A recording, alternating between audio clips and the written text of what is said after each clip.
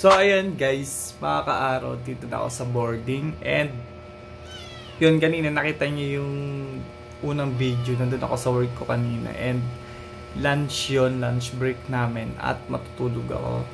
At magbablog sana ako, mga ka-araw. Kaso lang, isip ko matulog yung mga kasama ko kasi marinig nila ako. And nag-video na lang ako. And ang video ko sana kanina is ganap namin dun sa lager. So yun, kumuha ako ng clip ng video dun. So yun, may mga natutulog sa baba, tas medyo sa taas, ganun.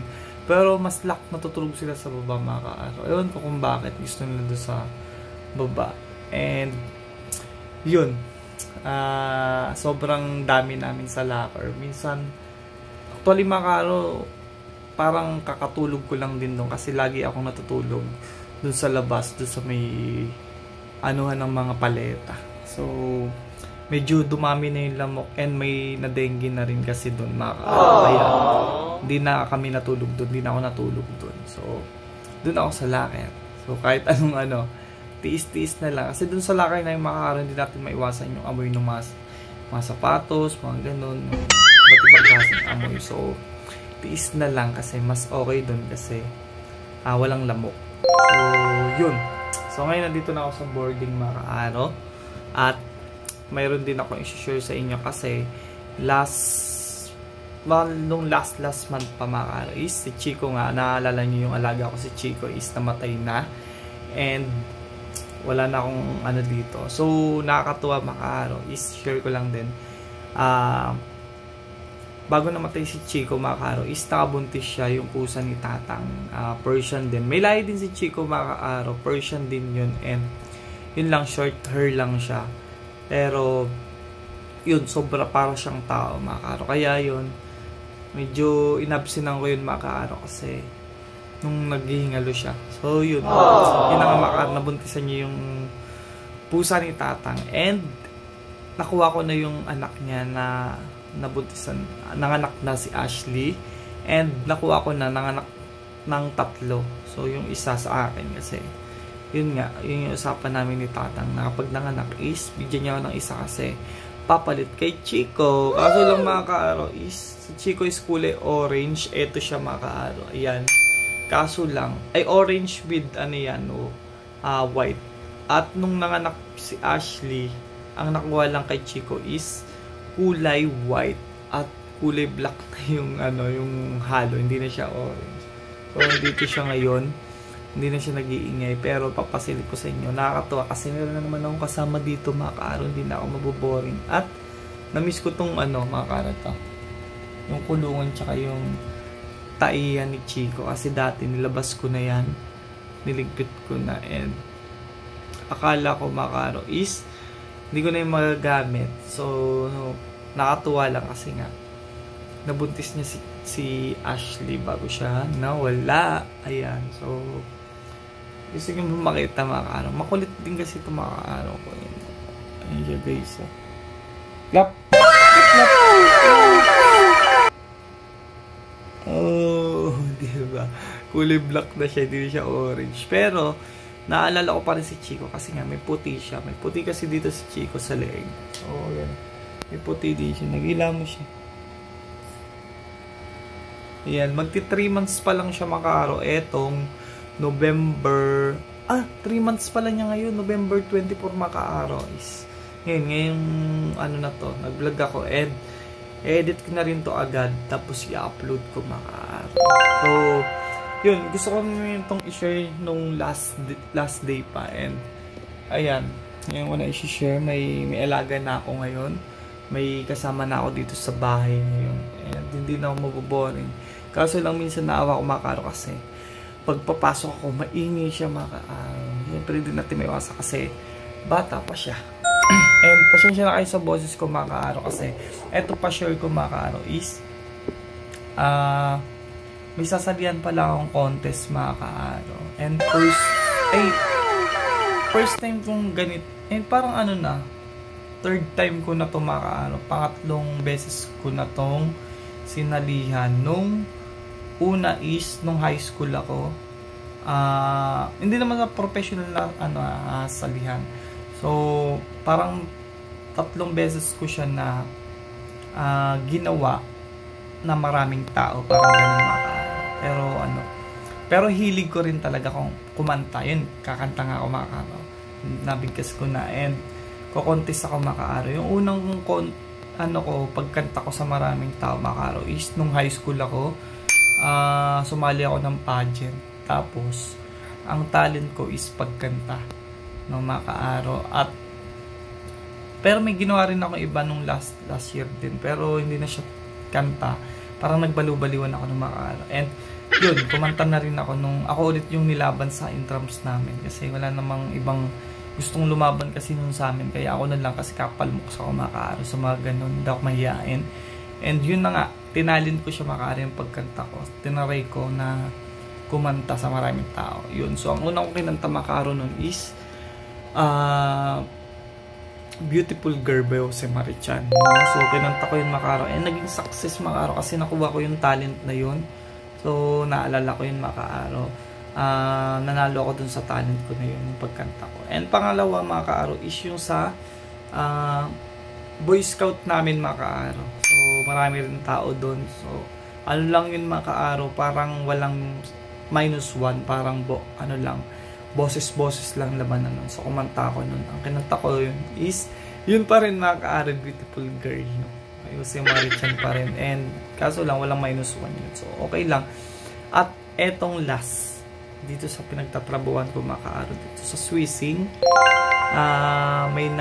may gaganapin na Christmas party sa amin. And yun, ang una kasi, Swissing Got Talent yun mga kaaro. So, kahit anong talento na ilabas mo pwede, at nagpa-audition sila dun mga kaaro. And ang in-audition ko dun mga kaaro is yung baliw-baliwan mga kaaro. Makulit to. Sampay na, wait lang mga kaaro. And kulit mo, nagbablog ako eh. Ayun guys, so Chico, ang laki ng mata. So guys, kiss me. Yan, nagbablog ako. Oh, hello vlog. Hello po.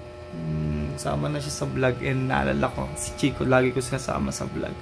So ayun mga kaaro, may gaganapin nga. And una nga, Swissing Got Talent yun. So bigla na lang, nag-audition ako. Ang in-audition ko mga kaaro is yung baliw-baliwan nga mga kaaro, pero hindi ko pa masyadong alam yung step. Pero sinuyo ko siya ng pansarili kong step nung on the spot audition sa Swissing. At nakuha naman ako mga kaaro. So nagulat na lang ako kasi yung ma'am namin, yan si Ma'am Norris, nilapitan ako sa area ko, and sinabi na kumanta na lang daw ako kasi ako daw yun ay ibang talent. So ang mga kalaban ko pala is more in kanta yung mga kalaban ko. And yun, sayang makaro kasi sayang lang iniba nila yung concept nung contest.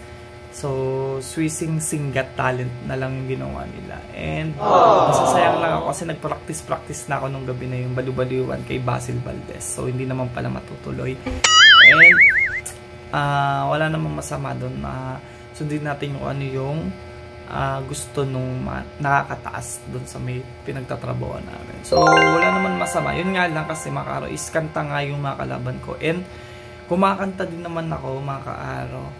At inisip ko nga lang kasi Swissing Got Talent, kahit anong talent, may iba pa akong talent na pwede kong gawin. Yun nga yung pagsasayaw is pag-interpretative dance tawag din mga kaaro. Is gagawin ko sana kasi nga lang hindi natuloy. So, kakaiba sana yun is sa mga kalaban ko.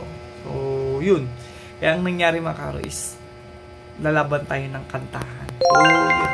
Medyo napapansin yung boses ko. Parang malaki siya mga kaaro. And parang malat. And medyo masama din yung ilong-ilong umakaaro. At tuwing uwian is nagpa-practice ako. Ito guys, ito yung ginagamit kong pang practice, and napakaingay ko dito mga kaaro sa boarding ko. Ako lang mag-isa at wala akong pag-ailan pag may dumadaan dito mga kaaro sa labas. And wala naman tayong ginagawa, nag-ano lang tayo, practice lang tayo. So yun, sana manalo tayo mga kaaro kasi 6 kami maglalaban-laban mga kaaro. And feeling ko naman magaling din yung mga kalaban ko, pero tiwala lang kasi sila is may tiwala sila sa sarili nila. Di syempre dapat tayo rin may tiwala rin tayo sa sarili natin, and lalo na ako mga araw may tiwala ako sa sarili ko dahil pangatlong beses ko na to, and naka-experience na ako na kumanta sa maraming tao at hindi tayo nahihiya, guys. So lalaban tayo ng magandang laban. Maganda. Basta laban tayo makaraw, gagawin natin yung best natin, and manalo man matalo is okay lang, basta magagawa ko yung performance ko ng maayos. So wala naman talo dun mga kaaraw, kasi ang first place ba nun? First place is 5,000 at yung second place mga kaaraw is 3,000, third place is 3, and mababa 2 na yung mga ganyan, 1,000 na yung consolation prize. So hindi na rin masama mga kaaraw. And dito lang din mga ano lang din, mga trabador lang din ng Swising ang maglalaban. So okay naman lang, maganda rin sana yun noon, kasi lahat ng Swising ba noon dati, and yun, kala may napindot ako mga kaaraw. So yun na nga mga kaaraw, abangan nyo yung vlog ko na yun, kasi magbablog ako mga kaaraw sa Christmas party namin sa December 3. Yan, eto na yan mga kaaraw, ilang ano na lang ang date niyan mga kaaraw is November 24 ngayon, and ilang days na lang is sasabak na tayo sa Swising Got Talent. So laban tayo, and feeling ko naman is maganda yung panglalaban ko na pang pipiyesa ko, ipanglalaban ko sa pagkanta, and kampante naman ako doon. Yun naman talaga yung pinaka the best. Wag mong kantahin yung hindi mo kabisado. Sino nakakanta ng mga kaano na kakantahin is hindi mo kabisado? So, dapat yung kabisado mo na yung mga piyesa mo, yung dapat ilaban mo yun, para pag-akit mo stage is hindi ka kakabahan at kampante ka, dahil yung kakantay mo is kinakanta mo na noon pa, and patagal mo nang kinakanta. So yun, sana hindi tayo kabahan, pero hindi ko masasabi makano, kasi kasama yun sa buhay, sa pagsali ng mga ganyang contest is kakabahan ka talaga. So dasal na lang and tiwala sa sarili ba. So yun lang guys for today's video. Share ko lang din pati itong alaga ko dito sa boarding, kasi ibang-iba yung may kasama ka rito sa boarding mga kaaraw, kahit eto, kasi parang na ito mga kaaraw, yan parang na rin tao ito mga kaaraw. Si Chico nung nawala, parang lungkot ko dito guys. So ayun guys, abangan nyo yun guys, sa December 3 magpa-vlog ako, ipapahawak ko tong cellphone ko sa kasama ko, and yun, isa pang mga kaaraw, pasensya na kayo kasi itong video na to guys, wala na tong music background. May mga sound effect lang, kasi guys di na ako masyadong gagamit ng music background, kasi nakaka-copyright ni YouTube. Marami na akong video na copyright claim, and sana hindi maka-apekto sa YouTube channel natin. So yun, gagawin ko na lang guys, di na ako gamit ng music background. So lahat ng mga mag-vlog dyan, mag-umpisa mag-vlog is mas okay yung huwag na kayo masyadong gumamit ng music background, kasi maka-copyright lang. Sayang lang din yung pinaghirapan nyo sa video, kasi nagbibideo kayo tapos maka-copyright lang kita. So yan, sound effect lang tayo ngayon mga so pasensya na kayo guys. Yan lang guys, siguro dito ko na papatapusin tong vlogs nito mga kaaraw, and good evening. Bukas may pasok pa kami, bukas is Sabado, last pasok namin, and Linggo wala kami pasok. Wala kami pasok talaga ng Linggo, and 27 wala kami pasok, kasi yung holiday ng November 30 is dilipat ng November 27.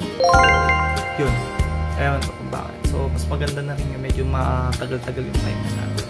So ayun mga kaaraw, siguro dito lang po tatapusin itong vlogs na itong. Maraming salamat, and kung bago ka lang sa aking YouTube channel guys, please like this video, share this video, and comment down below, and don't forget to subscribe my YouTube channel, True Vlogs. Bye! night mga kaaro.